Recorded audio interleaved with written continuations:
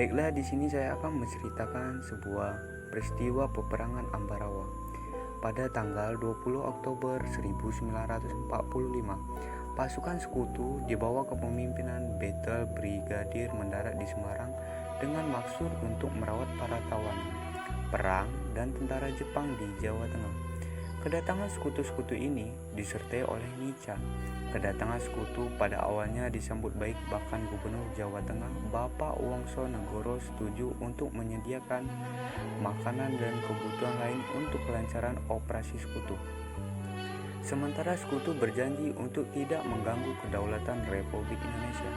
Tetapi saat pasukan sekutu dan Nica tiba di Ambarawa dan Magelang untuk membebaskan para tahanan tentara Belanda, para tahanan bahkan dipersenjatai untuk membuat marah pihak Indonesia.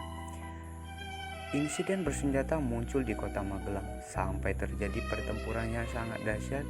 Di Magelang, tentara sekutu bertindak sebagai penguasa yang mencoba melucuti tentara keamanan rakyat dan menciptakan kekacauan.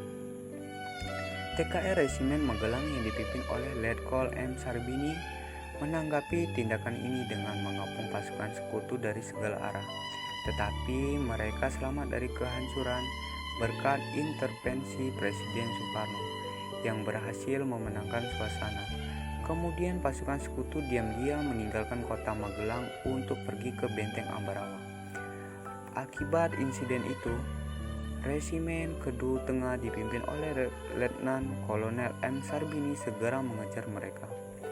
Gerakan mundur pasukan sekutu diadakan di Desa Jambu karena diblokir oleh pasukan angkatan muda di bawah kepemimpinan Oni Satrodinharjo yang diperkuat oleh pasukan gabungan dari Ambarawa, Suruh, dan Surakarta. Pasukan sekutu sekali lagi dikonfrontasi oleh Batalion 1 Soer Josompeno di Ngipi. Selama pengunduran diri, pasukan sekutu mencoba menduduki dua desa di sekitar Ambarawa. Pasukan Indonesia di bawah kepemimpinan Letnan Kolonel Isdiman mencoba membebaskan kedua desa itu, tetapi dia mati lebih dulu. Sejak kematian Letnan Kolonel Isdiman, Komandan Divisi 5 Banyumas, Kolonel Sudirman merasakan kehilangan perwira terbaiknya dan dia segera turun ke lapangan untuk memimpin pertempuran. Kehadiran Kolonel Sudirman memberi napas baru bagi pasukan Indonesia. Koordinasi diadakan antara komando sektor dan pengepungan musuh yang semakin sulit. Taktik yang diterapkan adalah serangan serentak di semua sektor.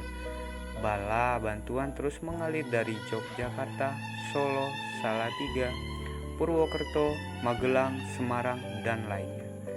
Pada tanggal 23 November 1945, ketika matahari mulai muncul, mulai baku tembak dengan pasukan sekutu yang selamat di gereja Belanda dan kompleks Kerkop di Jalan Margo Agung. Pasukan Indonesia terdiri dari Yon Imam Adrongi, Yon Soeharto, dan Yong Soegeng.